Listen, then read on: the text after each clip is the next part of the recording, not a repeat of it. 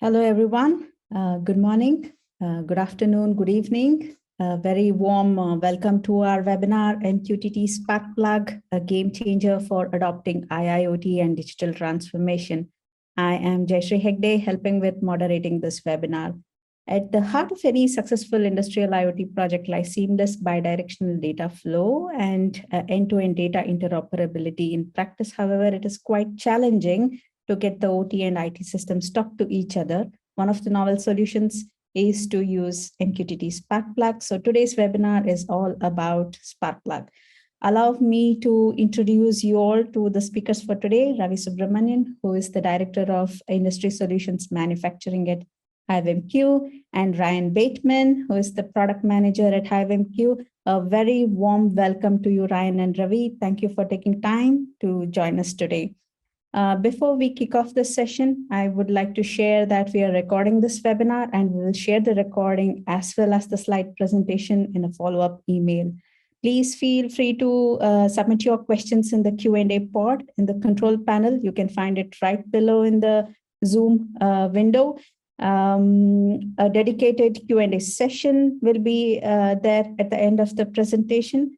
Lastly, there will be a short poll during the Q&A. I request you all to participate. Now, without further ado, I will hand it over to Ravi and let Ravi and Ryan introduce themselves. Welcome, everyone. Thank you, Jayshree. Much appreciated. Good morning, good afternoon to everyone. My name is Ravi Subramanian. I am a Industry Solutions Manager, as Jayshree talked, specifically focused on manufacturing. I do have a lot of experience in manufacturing and industrial IoT in companies such as GE, Weir, and many other companies where I've focused on either industrial IoT or data analytics. So here at HiveMQ, I'm focused on manufacturing. And let me have Ryan introduce himself. Ryan? Sure. Hi, everyone. My name is Ryan Bateman. I'm a full stack generalist, engineering background. I work as a product manager at HiveMQ in the tooling and extensions team. So my job is to build the fun stuff with my teams. Yeah, I've been working in technology for about 17 years, everything from telcos to large systems. Originally an engineer, so I'm just technical enough to be dangerous, as the engineers like to say. Yeah, and Ryan, we've been lately having a lot of fun around Sparkplug, and we're happy to share some of the experiences that we have had off late with the team, and we're really excited about that. Just looking at the survey that we did with IIoT World, right, in 2022, we see a lot of interest in Sparkplug. While obviously it's not at the level of where we want it to be, but it's definitely trending in the right direction.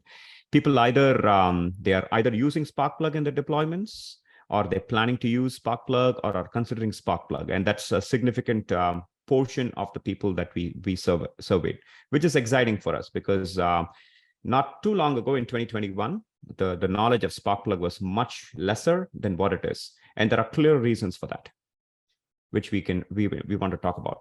Let's first talk about the future of manufacturing, right? I mean, manufacturing is obviously undergoing wholesome changes in a lot of areas because of Industry 4.0. I think the whole impetus has been COVID has been one of the major impetuses for getting into digital transformation, which in the case of manufacturing is factory modernization, and using technologies such as smart sensors, cloud computing, AI, ML, analytics. People are reinventing themselves in terms of how they can improve their operations, cut down costs, and so on and so forth, right? According to a survey that was done by Grandview Research in March 2022, IIoT, which is basically industrial IoT, which is a subsegment of Industry 4.0, is sized at about like $263 billion in 2021, and the market is expected to grow in the next in the coming years to up to $1.1 trillion in 2028. And there's a clear reason for that. People are seeing value in Industry 4.0 and industrial IoT, and connectivity and data availability is in forefront of this. And MQTT and Sparkplug plays a huge role in this space. Now, when we look at the business drivers for customers, or what they're looking for, right? Because of COVID, but there has been a lot of activities happening, especially in the area, say, pharma or chemical. With that, there is a lot of regulatory compliance that's needed. Not that it wasn't needed before, but there's a renewed focus on regulatory compliance. And that's all been kind of like manual. And there is a need to automate this reporting so that that doesn't affect their day-to-day operations. Enabling traceability to manage any audits that happen, product recalls, again, with a lot more product production, these things come to forefront, right? The usual things like improving the overall equipment efficiency, enabling remote monitoring, reducing carbon footprint, which is key in every manufacturing industry, and enabling innovative products, because obviously people want to make innovative products quickly. Getting to that lot size 1 is absolutely key, and how Industry 4.0 can help with that is key for a lot of customers. So there are still a lot of issues, right? Because when you look at manufacturing and what's happened over time, there are a lot of companies that are still sitting in Industry 3.0, which means that they don't even have some of the things that are the building blocks for 4.0, right? So there are a lot of data silos. So there are a lot of systems that are collecting information, but they're sitting in different islands, right? And it becomes very difficult to aggregate all of this information to make that data more meaningful. And so this is kind of like how the systems are under the hood, right? There's a lot of spaghetti happening, a lot of wiring, a lot of direct connections happening. If you take that to kind of represent how it looks like in the actual factory floor, what we see is a lot of all these crisscross connections between, say, gateways and historians, devices and SCADA, and so on and so forth, right? So this is kind of what people have to deal with: a direct client-server architecture, many integration points, coupled devices, meaning devices that are directly talking to each other. And then as the system grows, so does the complexity, and it gets unsustainable over time to be able to manage all of that, right? And again, the challenges are, there are obviously this compliance challenges to be able to deal with all these different compliance organizations, especially if the company is global. Not only do you need to deal with European compliance, but also US compliance. There's a need for information to be to kind of to be able to do some analysis around hazard. There is a lack of inventory visibility. Quality control is always an issue, and there's always this issue of scrapping and reworking a batch if something bad happens. So the goals for modernization is to really be able to see and be able to visualize your operations throughout your manufacturing process, right from the feedstock to finished product. You want to be able to enable your health inspections digitally, and be able to completely get a full picture of your equipment, and then be able to compare and contrast different assets and how they are performing over time. Because obviously, to be able to deliver continuously, you have to have inspected machines, if you will, right? And you want to automate that. Having a modular automation process in your manufacturing plant is absolutely key, because that will enable you to react to any market demands that happen sometimes in a matter of a few days, right? If a new set of market demand happens, you need to be able to react to that, right? Optimizing the process, identifying the bottlenecks, enabling digital traceability of your entire process so that you can, if there is any quality control issues or product recall, you can manage that. So again, all of this are things that can be managed through having better architecture on your factory floor. And this is what we call the decoupled architecture, where instead of having direct connectivity between different machines or different components within your factory floor, both on the IT and OT system, you can have a centralized broker so to speak, which kind of helps connect all of these different systems together. And then this broker can manage these connections more efficiently, right? So that's kind of the idea of the decoupled architecture. MQTT is a messaging protocol, as a lot of you might know, that is directly helping with this decoupled architecture, right? At the center, you have the broker that can kind of like manage the connections from the publishers on the left side, typically the OT systems, and the subscribers, typically the IT systems. But again, this can be bi-directional, which means the publishers can be your IT systems, and your receivers can be, or subscribers can be the OT systems as well. But the idea is that you're able to, through the publish subscribe technology, you're able to create a more faster and reliable data transportation between these devices in a constrained environment. Because a lot of factory environments are highly constrained in terms of bandwidth, in terms of connectivity, in terms of network limitations, power limitations, and so on and so forth. MQTT is actually built on top of TCP/IP, which makes it really robust, and it is ideal for industrial IoT. But there are still issues with MQTT, specifically for manufacturing, right? Because the devices and endpoints typically are different, the payloads are different, the data structures are different, and so the communication becomes a challenge, right? And again, that is the reason why Sparkplug comes into play, right? So Sparkplug actually is an open source specification, as mentioned here. It's coming from Eclipse Foundation, and it really helps with increasing the MQTT interoperability in the field of IIoT and Industry 4.0. It is an absolute game changer, right? It provides MQTT clients the framework to be able to seamlessly integrate data from the different applications, sensors, devices within the MQTT infrastructure in a bi-directional and interoperable way. Here are the 4 key advantages that we see with Sparkplug. First, it provides a single database of definition that defines an IIoT system that can reliably ensure that you have a single source of truth for all of the measurements, and so we can eliminate confusion across the entire organization on how the data is perceived across the different sections within the architecture. Secondly, Sparkplug enables organization to connect devices to infrastructures rather than to applications. And by doing so, the specification paves the way for other systems to easily ingest the data for their own purposes, right? Thirdly, Sparkplug lays the foundation for what we call the truly mission-critical IoT applications with ultra reliability, low latencies. Without these characteristics, a true IoT can never exist. Last but not least, Sparkplug enables what we call a true plug-and-play IoT environment, as not only the messages can be distributed, but it ensures that there is a common definition for what these messages mean, right? Which devices they represent and how they are treated. So these are the reasons why Sparkplug is definitely a game changer within the industry 4.0 space and for IoT and for manufacturing. Ryan, I'll hand it over to you to take us through the next few slides, please. Sure, thanks, Ravi.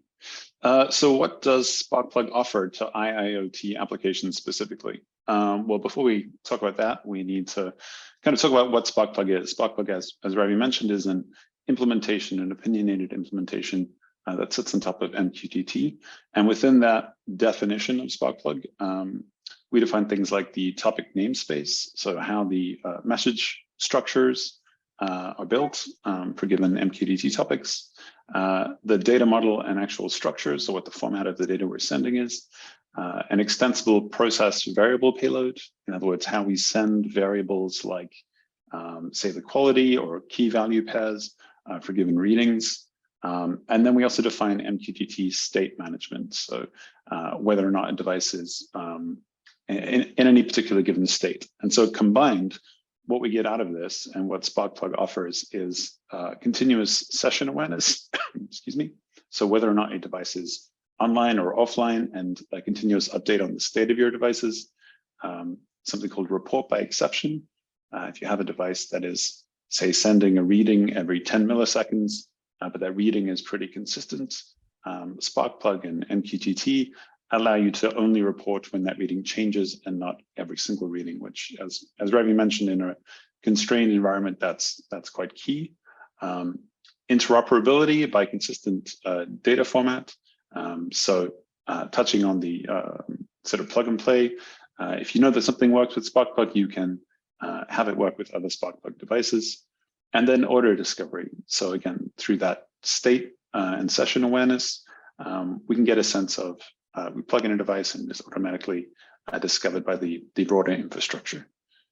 Next slide, please, Remy. Right, so let's jump into what a MQTT Sparkplug architecture actually looks like. So on the left-hand side, you will have your devices and sensors on the producing side. We also have these edge nodes. These act as, excuse me, gateways, and these allow other devices, which aren't necessarily Sparkplug or MQTT enabled, to connect and to actually start sending us data in a consistent and discoverable format. And thus enable them to be able to communicate with the larger infrastructure. IT applications typically have their own MQTT implementation with their own MQTT client that is directly connected to the broker. So you can see those on the right-hand side, the MES, the historian analytics, and so on. The SCADA system then is also present in the architecture. This interacts directly with the MQTT broker, again, as a specific MQTT client. And then HiveMQ sits there as a MQTT broker, providing the kind of reliability, high availability, and robustness to kind of tie this architecture together. Next slide, please. So let's jump into each of those components in a bit more detail. The SCADA or IIoT host is the application for responsible for monitoring and controlling all of those MQTT edge of network nodes, those enablers that turn these sort of relatively dumb devices into Sparkplug or MQTT enabled data streams. It also maintains continuous session state awareness of all the participants. In other words, it is the thing you're lucky to see what devices are online and how they're doing. It is not responsible for establishing, excuse me, or maintaining those connections directly to the device. Those are an aspect of the protocol itself. So by just plugging it in, you should be able to already see those connections. And in Sparkplug, these devices, these edge network nodes and the SCADA IoT hosts all connect to this directly central MQTT broker to publish and subscribe to this data. And as I sort of touched on previously, all this allows this reporting by exception when done through this broker. Okay. Next slide, please. Yeah, as I said, the edge of network nodes, these provide a physical and logical gateway function for devices that don't implement Sparkplug. So if you have a device that is relatively low level, simply sending a given bit of telemetry or a given reading by plugging it into one of these nodes, you essentially enable it to send that in a Sparkplug or MQTT aware format. Edge of network nodes also manage the state and that session that we talked about on behalf of the device itself. So it adds quite a lot of robust functionality. And this all allows these kind of devices that implement protocols on a much lower level, like OPC UA or Modbus or even proprietary PLC, to connect to this broader infrastructure. Next slide, please, Remy. And devices, the reason that we're plugging all this stuff in. Devices and sensors are kind of the key endpoints in any industrial automation system. They connect via these edge of network nodes and bridge this data from these into the Sparkplug protocol. And this could be anything from telemetry to photos to anything, depending on what it is you're trying to monitor. Next slide, please. And then if you're on the right-hand side of that diagram we have MQTT application nodes. And these can both produce and consume Sparkplug messages themselves, but they don't act as a SCADA or an IIoT host. So some typical application nodes you'd see in an Industry 4.0 or an IIoT setup would be your manufacturer execution system, your MES, historians or analytics systems, excuse me. Or something like an AI-driven predictive maintenance tool, for example, might also be one of these. And then last but not least, the MQTT broker is sitting at the center of this. And this is kind of the central data distribution point. This is the kind of linchpin of the architecture. For something that is Sparkplug enabled, it needs to have a number of requirements. One is that it is 100% compliant to MQTT 3.1.1. And there are specific features that it should be enabled with, such as retained messages, that is retaining the last message sent by a device, last will and testament. These are birth and death certificates for the device that enable this kind of session management, and quality of service. So being able to ensure that the messages are being sent and received to a given standard. It's worth being very aware that not all MQTT brokers support these features. Microsoft Azure IoT Hub and AWS IoT, for example, can't be used with Sparkplug. Next slide, please. Yeah, so the Sparkplug 3.0 specification is a new specification that will be out relatively soon. And while it does not introduce any new features in terms of the specification itself, it is a bit clearer, it's a bit more detailed, and it provides a lot more information around the protocol. The biggest addition to be aware of is the Technology Compatibility Kit, the TCK. And this is a tool set to check the implementation of vendors and to ensure that they are Sparkplug aware and up to a specific standard. So this is used for testing things like those edge nodes, your host, your broker, all for compliance with the specification itself. What this also allows is a degree of standardization. So it allows vendors to be listed as Sparkplug compatible to a given standard. Awesome.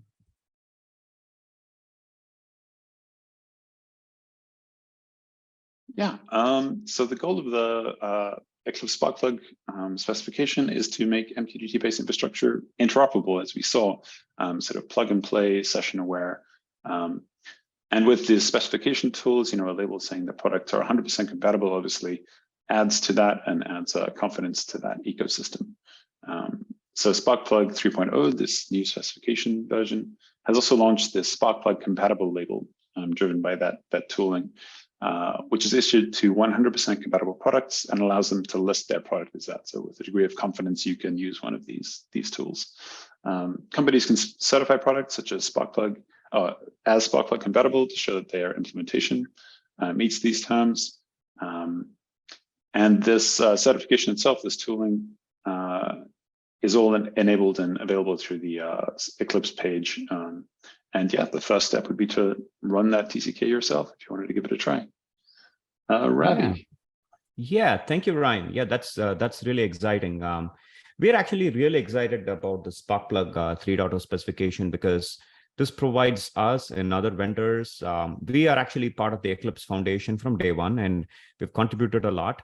And this just provides us to kind of have a very standardized way to say, hey, we are Sparkplug. We support 100% of Sparkplug because we have the Sparkplug compatibility logo.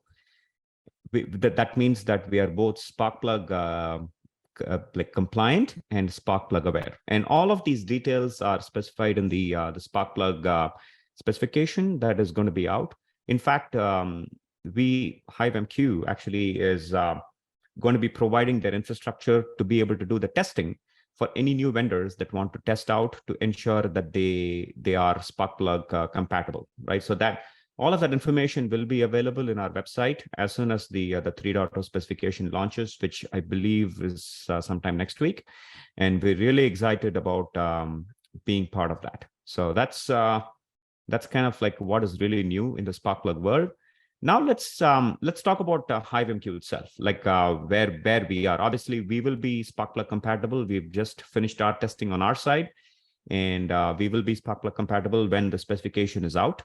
Apart from that, the things that we provide from a broker perspective, the key things are we are highly available, which means that we ensure that when if and when your system goes down, it comes back up immediately, and there is no data loss. We have what we call a clustering technology that ensures that we are highly available. For use cases for customers where downtime is not like an option, they use our enterprise broker. We are 100% compliant with both MQTT, which is MQTT 3 and MQTT 5, and also the Sparkplug. Now, like the Sparkplug 3.0 specification, we are compliant with that. We are highly scalable. which means that we can scale, especially for manufacturing. We have different factory locations that have information, right? And we know that that information is siloed. We need to bring together that information within the factory location. And all of that data would need to be then bridged to a centralized location so that you can then consolidate all of the data. So you can be able to do analytics. And all of that data need to have a common data definition. And this is where the plug and play aspect of Sparkplug really comes in, the ability to have like a single pane of glass all across your systems to ensure that this data point here, that this particular edge of network node or this particular sensor is putting out, this is what it means, right? So to have that common definition is key, and Sparkplug provides that, right? That's kind of like the scalability where you can bring in the data, and then it becomes easy to add new systems as well, because Sparkplug has this whole state management system, if you will, where you can easily bring in new subsystems, you can take out existing subsystems, and then all of that information will be shared across the network. So every publisher or subscriber is kept up to date on where the system is. And this becomes absolutely key when it comes to digital threading or digital twinning, if you will, right? Where you want to ensure that the twin that you have on your cloud of your factory floor is a clear representation or an up-to-date representation of your factory floor. So by ensuring that like the data is kept up to date with the state management and so on and so forth, you ensure that that digital twin performs optimally, right? So that's kind of like what we do. We are the water faucet that provides the water and keep that up to date, so that you can use that for any application, so to speak. The next is highly available. Highly observable. So it's not just about scalability and availability. It's also the observability, right? So because your IoT systems are so complex, there is a lot of things that are coming in, or the data is coming in from all of these different locations, and it's going to all of these other locations. You want to make sure that you have a way to kind of like observe the data, observe the clusters, what is coming in, what is going out. And also, if there is an issue, like, hey, data is not coming to this particular application, or this particular data stream is throttled, or it's coming slowly, my application is not being populated with the data that I'm looking for. How do you go about like resolving that? The observability aspect of what we do is really key, because we provide a dashboard that it makes it very clear on the input and the outputs going out, and then you can clearly observe how the data is performing. And also we have introduced things like distributed tracing recently, which allows you to put like different traces to see where that data throttling is happening, or the lack of data is happening. And all of this can be used either with our tool or external tools. We also provide this as an extension, as we call it, and we'll jump into that, so that like other systems like Datadog can take this data and also perform what it's doing on top of that, right? Security is absolutely key, because when it comes to IoT data, the only way you can make sure that customers are rest assured that they can do this is if you provide highly secure systems, right? This also includes them having their existing security protocols that they have on their IT systems applied to the broker. So we have something called enterprise security extension that we offer, which allows them to just apply whatever existing security methods that they have on the broker, which is absolutely key for a lot of customers. On top of that, obviously, we do a lot of other security protocols as well, to make sure that the data is secure, both at rest and in motion. We briefly touched upon the extensions framework. That's something that we pride ourselves on. It's not just about getting data to the broker or getting data to their existing system, but it's also getting data from there to other systems.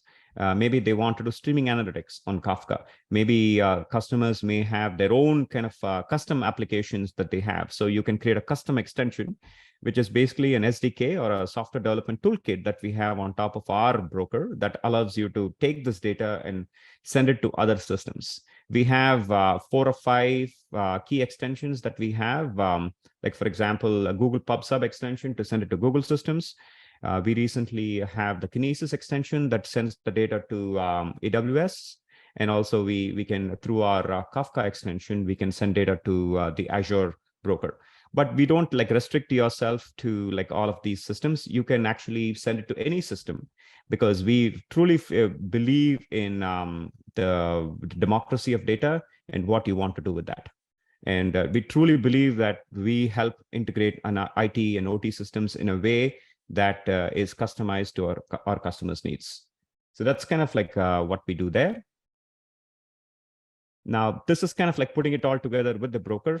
Obviously, Ryan already talked about this Sparkplug architecture, but this is just showing the Sparkplug architecture with the HiveMQ broker and the different components of the Sparkplug architecture that Ryan touched upon, including devices and sensors, which are kind of like the endpoints that are actually generating the data, which are basically consolidated on the edge of network node, which can maintain the context of all of the data that is being sent from like these different devices from their subsystems, help maintain the data models so that you can actually send information for the entire subsystem.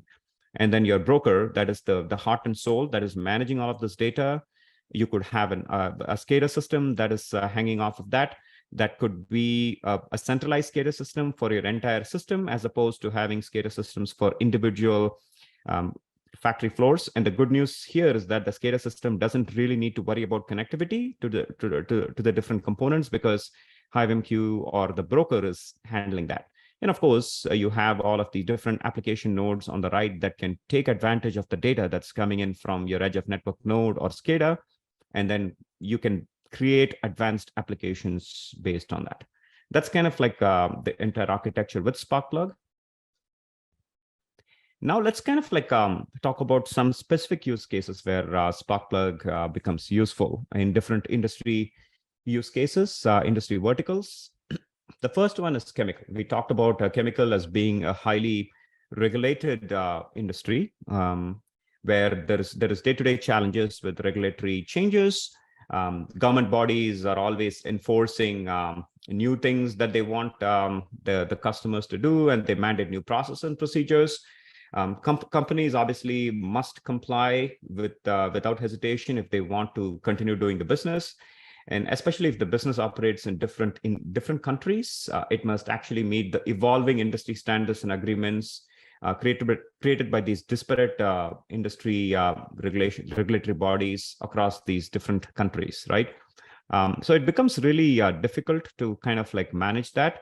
And it is important to kind of like be able to automate some of these things. And because like if companies or manufacturing facilities continue to do this manually, it gets really difficult because it takes them more away from the core business that they're doing. Through IIoT and through like having like the centralized HiveMQ broker, we're able to kind of like bring in the data, the Sparkplug data that we talked about from your machines, that is conceptualized data that is having the single pane of glass coming in through your edge of network node into your HiveMQ broker. That data can then be combined with some of your other batch record data, for example, that is storing the recipes for all of the processes that's happening, the quality data, if you will. And that is also coming to the broker. And all that can be fed into a centralized repository, a cloud repository, for example, where the events can be ingested, dashboards can be built, regulatory reports can be built, and these then become like things that can be automated. Because again, Sparkplug ensures that the data that's coming in is up to date and it is plug and play. So these reports don't need to be updated manually. It can just be automatically created, so that if and when there is any need for like regulatory compliance reporting, it can be done. And the important thing is any changes that happen in your process can be easily documented, and then the documented changes can also easily flow into the system. So the system is dynamic and kept up to date, right? So that's one way we are playing a major role, or Sparkplug is playing a major role within the chemical industry in the regulatory reporting aspect to make sure that that we are able to help with that.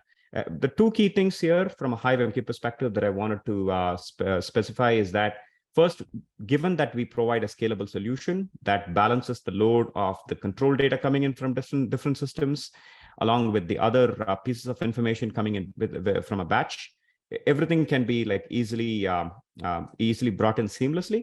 And then the second thing is like from an observability perspective, right? So what if like the data is not flowing into your regulatory report, right? There is some issue. So you need to have a tool that makes it observable to see where the issue may be, where the bottleneck may be, so you can quickly resolve it and ensure that the data flows into your reporting system or the dashboard. And the broker makes it very clear on if there are such issues through its observability tools. That's the regulatory reporting use case. Let's talk about pharma, right? Pharma is again very similar to chemical because it's still like a recipe based, just like chemical, but it obviously has a degree of complexity on top of chemical, right? Because again, with COVID, with a focus on vaccinations, with a focus on drugs, there is a lot of demand that's been created, right? And all that demand has really strained the supply chain. So supply chain managers really want to trigger necessary workflows as needed from a centralized location based on leading indicators derived from sourcing, supplier inventory, and shipping. In the past, this is kind of like all being localized, but what they've realized because of all the supply chain issues that they've had is that all this needs to be centralized. And this is kind of where the supply chain performance data can all flow through this enterprise broker. Like we talked about, you could have brokers in individual locations that are consolidating the data that are then consolidated to like a centralized broker through the bridge extension that we have. And this broker can be that repository that brings in the other pieces of information, like your sourcing information or shipping information, supplier information that is coming into the broker. And all that can be then fed to like a system that can have like a supply chain dashboard or a production dashboard or a sourcing dashboard that can provide this centralized view to a supply chain manager or a director or whoever needs to make a decision based on like, hey, is there a bottleneck? Is the supplier still able to provide this information? I have this huge consignment coming up, or do I need to go to somebody else? So dynamic decisions can be made based on the information or the data that's provided to the supply chain manager. Okay, and again, the major advantages of using our broker here is that again we provide a scalable system. Again, the balancing of the load that's coming in from different location becomes key. And then the observability is also a key thing, because again, you want to make sure that if there is any issue that is observable and clear, and that there is some notification that goes out, an alerting system that goes out to say, hey, something is wrong, you might want to take a look at it. So that's the supply chain optimization use case for pharma. Third, let's look at like a slightly different use case, oil and gas. And let's look at upstream oil and gas. I mean, I know here we talk about all three, but let's just focus on the upstream oil and gas, right? So upstream oil and gas is typically all happening in a remote location, typically in the middle of nowhere where connectivity is rather low. On the, obviously like ensuring that the data flows through in a meaningful way, in a reliable way is absolutely key. And this is kind of like where MQTT plays, or Sparkplug and MQTT plays a major role, because it was designed for a constrained environment where we are able to bring in the data in a reliable, in an efficient way, so that like information flow to like a remote kind of like monitoring system can easily happen, right? Again, the IT application each have their own MQTT implementation, and then they bring in the data. The SCADA system present in the architecture, they interact directly with the MQTT broker, with the client to bring in the data. And then HiveMQ becomes that the central nervous system that brings in all of the information. Couple of key data points that we have noticed where Sparkplug was used in oil and gas. There was an automation specialist for a major oil and gas company that showcased that by reducing the production costs alone, they were by reducing the production costs alone, they were able to save about $1.3 million annually by leveraging Sparkplug for a single business unit out of like 43 or so, right? And how they were able to do it is they were able to reduce the developer's time to incorporate any new objects that is coming in, because all of these can happen automatically from like say 30 minutes to just 5 minutes. So the reduction in time of how much it takes to bring in new objects helped them save about $101.3 million, right? Beyond the production time, the programming time, Sparkplug is also able to reduce the number of the one-to-one relationships in the overall system, because now everything is centralized in a broker, and then that reducing the amount of work this kind of like helps you reduce the maintenance time, and that then also leads to additional cost savings across the different locations. So these are things that people are observing when using Sparkplug. The last, I would just stop with this, is the chemical product traceability use case, where again, inspection records, quality, recalls is absolutely key. And so basically a similar use case where chemical companies want to be able to maximize their profit margins, and if there is any quality issues, they want that to be out immediately. And so having the data up to date is absolutely key. Bringing the data from these relevant systems, keeping them up to date, ensuring that everybody understands what the data is absolutely key. Security is absolutely key, and all of this is managed by the HiveMQ broker. So that is the product traceability use case.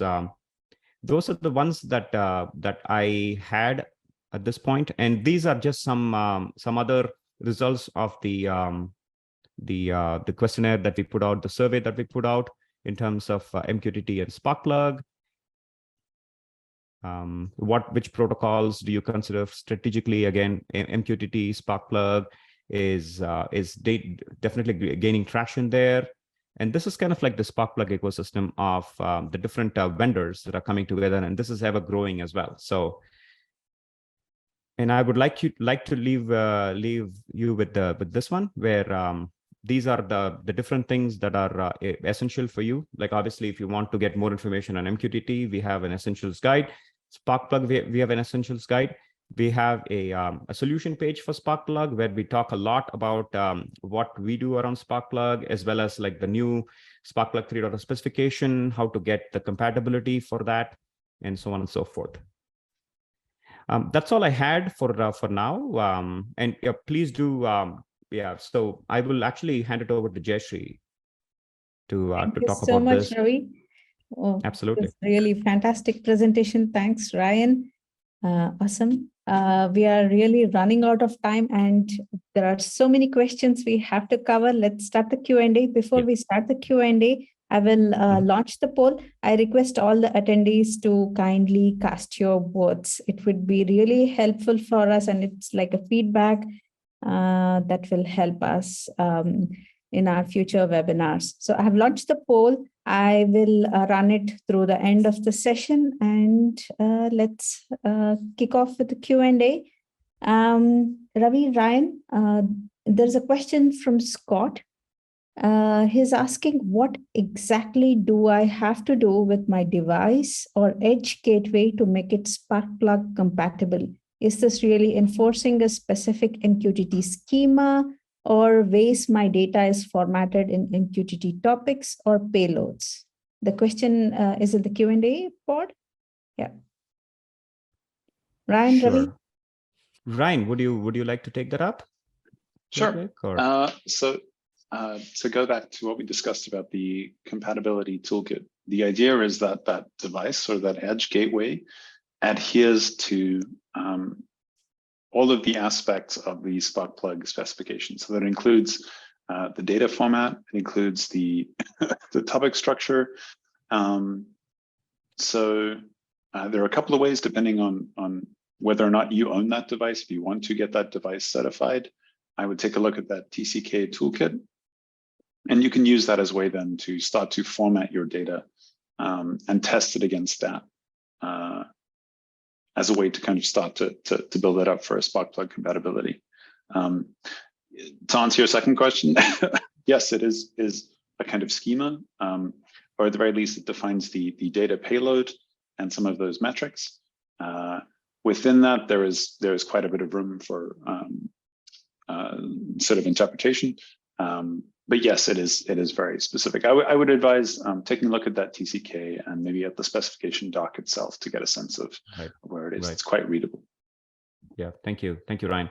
Yeah, just wanted to point out Matthew Paris, who's also on this webinar. He's just sent a note that for Sparkplug devices, including device gateways, referred to. I think he has a GitHub that kind of like goes over the details. So Jayashree, maybe as a follow-up, we can share this link also with the folks. That might give a little bit more information about specific devices and gateways and the requirements around Sparkplug. So thank you, Matthew. Yeah, thanks, Matthew. I did see that you have already shared with everyone. Thank you so much. Cool. Let me move on to the next question. It's there in the Q&A pod. It's from Newton. Normally, for having a unified namespace, we need to have a centralized broker plus a tool for creating context and modeling. Considering Sparkplug can add topic and payload and asset structure, can we understand there is no more need for a software responsible for modeling and context once we do it with Sparkplug? Ravi, Ryan? Yeah, I think you can speak to this. Yeah. Sorry, Ryan, do you want to speak to it or? Yeah, sure. So it really depends on the complexity of that modeling, I would say. Right. Yeah, unfortunately, it's a bit hard to say. There are definitely not limits as such, but it is an opinionated implementation. So if you are looking to model a very different kind of logistical hierarchy for whatever reason, if you're looking to model, say, devices by area or by type, and looking to that across a number of groupings, you might still need some additional tooling. But I would say it really does depend on what your needs are. Right. I would second that, right? Because Sparkplug definitely provides the framework. But if you talk about modeling, that gets a little bit more complex, especially if you want to model for, say, specific AWS or Azure application, for example, and they need the data in a specific format that you want to model on. That is something that, so Sparkplug can bridge to that model easily, right? So we have implementations which can do that, but it definitely kind of depends on the use case, I would say. Thanks, Ravi. Thanks, Ryan. Yes. There are a couple of questions from Makesh Babu Ramalingam. It's there in the Q&A pod. Is there any limitation of devices to be connected? How the data traffic is handled by the broker? And there's one more question. Would you like to take this up first and then take the second one? Can you repeat the question one more time? Sure. Is there any limitation of devices to be connected? How does the data traffic is handled by the broker? How is the data traffic handled by the broker? Right. So, I mean, I can start, right? I mean, obviously there is not really any limitation because our broker, for example, can like scale up to millions of devices. Now, obviously, in the context of Sparkplug, you don't want all of these million devices to be publishing data all at once or at the same time because it doesn't make sense. And this is where you have your edge of network node that can kind of like consolidate a lot of this the subsystems and ensure that we have some kind of a model that is used to kind of like say speak the language of the entire subsystem that other components within that ecosystem understand, right? So that's the only thing that Sparkplug adds, this ability to combine these devices and have all of them publish data at the same time as opposed to individual. But there is no limitations of the number of devices from our perspective. Thanks, Ravi. There are lots of questions around MQTT clients. So Daniel is asking, so this is one of the questions from the chat section. What are those IIoT gateways that can speak Sparkplug? Are those artifacts that need to be developed for the specific project? Are there vendors that provide them? Yeah. So we have a list, the list that I showed, the edge of network nodes on that list have obviously all of them can support MQTT client or Sparkplug client. So they can talk to a broker.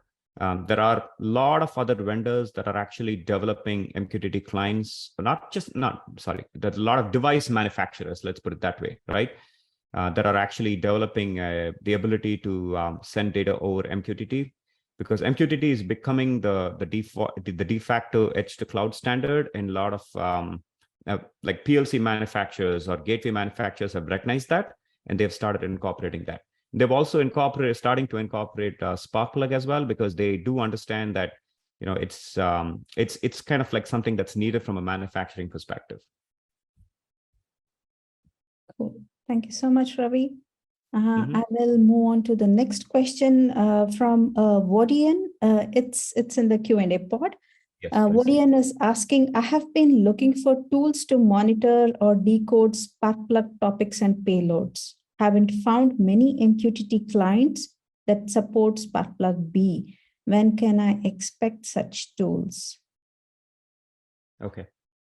So he's looking for client tools. I was going to suggest, and Ryan, you can also chime in.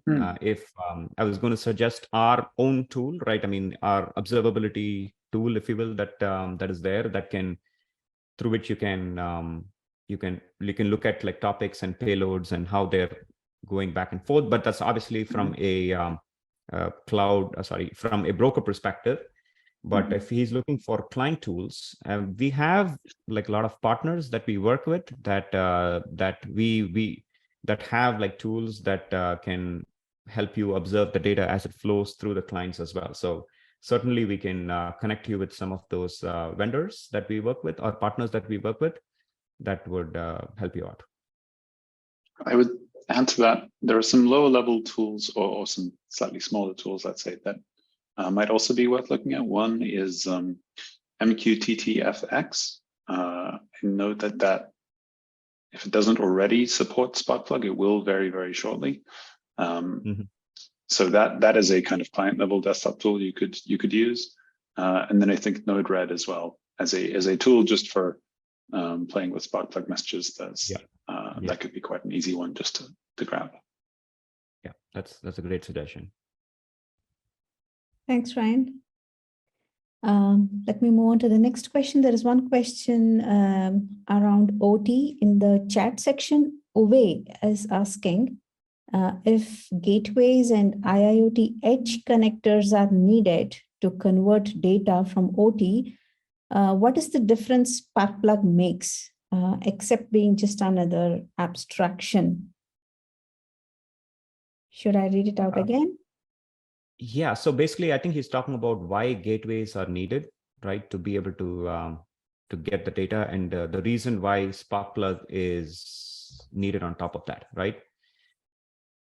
So, so if I can take that, right, to me, gateways act as consolidation devices. Now, you're at a very simple system, right? Where you have like a few sensors, right?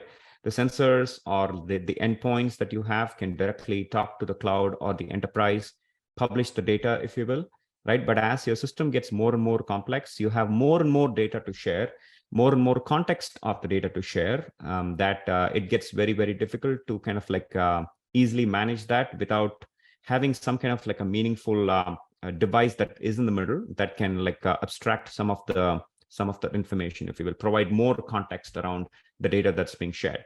And this is where I think a gateway device or an edge of network node, as we would like to call it, that Sparkplug enabled comes into play, right? What Sparkplug does on top of that is providing that common kind of like data model, right? I mean, so because like each of these devices in your ecosystem can potentially like be looking at data differently, Sparkplug provides that common language that once you're all compliant with Sparkplug, so when the publisher is publishing data in the Sparkplug format with all the data models and then the values, everybody kind of like understands that. So this is kind of like a way where we can consolidate that in the information to kind of ensure that everybody kind of like understands it. Obviously, there are other ways to do it, and Sparkplug, it provides a very powerful and simple and easy way to do it. Now, obviously, the question that was asked before about data modeling on top of that again, it depends on the use case that you're trying to do, where you're trying to send the data. You might need additional modeling on top of that, but Sparkplug provides that base data model to share the information. Thank you. Thank you so much, Ravi. I think we can take a couple of more questions before we wrap up. There's one interesting question in the chat, which I would like to take up. Svetodzar Yolov is asking, my understanding is that different MQTT subscribing devices publish various XML format data. Consuming data becomes a real challenge. How can Sparkplug B sort this issue out? Yeah. Ravi, Ryan? Yeah, Ryan, why don't you can take it. Sure. So Sparkplug defines an opinionated data format and payload format in protobuf. So it sort of solves it by mandating a standard. So you don't have to do quite as much sort of XML munging, as it were. There is still a little bit of flexibility in there, so it doesn't entirely eradicate the issue you're talking about, but it is a more opinionated implementation. So, yeah. Yeah, I was basically going to give the same answer. Yeah, Sparkplug is a way you can use to kind of consolidate all of that, or make all of that consistent. Thanks, Ravi. Thanks, Ryan. There's one more question in the chat. Gabriel is asking what software is available on the market to test sending and receiving messages from Sparkplug format. Some software to simulate devices or clients. Ryan, you want to take that? Yeah, so I would say it's the same as the previous client question. MQTT or Node-RED are two relatively good tools for simulating devices. Right. And then we also have our own kind of like simulation called Swarm, right? I mean, that kind of simulate the number of connections, maybe for slightly different use case, but if that's what you want to test the ability of your system and where it breaks and things like that, you can obviously use Swarm. Cool. Thank you so much. We are really closing in at the top of the hour. We do know that there are lots and lots of questions here. So please reach out to us if you need an answer. Email us with your questions. We will try and answer them over the email. Yes, absolutely. And we do have a community forum. Feel free to submit your questions there. That's possible. Alternatively, you can actually register for our upcoming Ask Me Anything live session, which will be happening on December 6th, where Jens and Kudzai, our Sparkplug experts, will be available to answer your questions. It's overwhelming that we will not be able to cover all your answers here in this session. So it would be great if you can register for our next AMA, and Jens and Kudzai will be able to help you all out as well. Alternatively, and Jayshree, we also have an upcoming webinar coming next month as well, right? That could potentially take this to a different industry vertical that we are looking to talk about. Yes, so December 14th, we will be having a webinar around food and beverage, where it will be talking how it can be a game changer, how Sparkplug can be a game changer for food and beverage industry. I request you all to register for that webinar too. So lastly, I request you all to sign up for our evaluation version of HiveMQ. If you're looking for an on-premise version, we also do have a cloud-managed version of our broker. It's called HiveMQ Cloud. It's free to connect up to 100 devices. Do try it out if you are creating the POC. And we'll see you next time. Yeah. Thank you absolutely. so much. Thanks, Ravi, and thanks, Ryan. My pleasure. Thank you. Really wonderful. Thank you, everyone. Like Jayashree mentioned, we'll make sure that all of your questions get answered. So if you feel that your questions are not answered, please reach out to us. We'll also communicate back to you. And thank you for all your interest. We are overwhelmed, but this is great. Thank you. Yeah, thank you so much. See you all next time. Have a great day. Take care. Bye-bye.